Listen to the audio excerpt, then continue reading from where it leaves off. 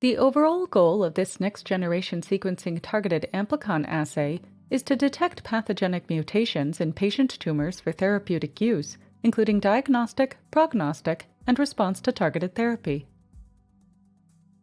This method answers key questions, such as whether a patient has a mutation in a gene that can benefit from a targeted or alternative therapy. The main advantage of this technique is that actionable mutations, both common and rare, across many genes, can be detected in any tumor tissue using a single assay. Because the techniques and the technology are so complex and the steps are so difficult to learn, it is critical to demonstrate this method visually. This is a defining moment in advancing medical oncology. With the adoption of next-generation sequencing into the clinic, we will have more and better cancer treatments for our patients.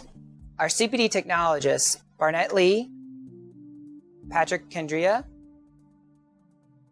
Karthik, Ganapathy, and Zhao Grubb will demonstrate this procedure.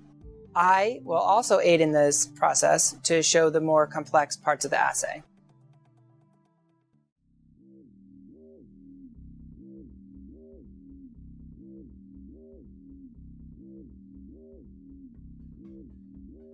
After extracting genomic DNA according to the text protocol, following the manufacturer's protocol, run 2 microliters of the extracted DNA on a fluorometer to obtain the working concentration of the sample.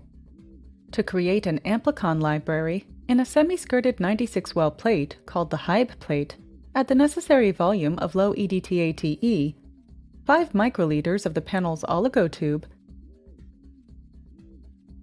and 100 to 250 nanograms of genomic DNA to each corresponding well. This is the single most vital step, as any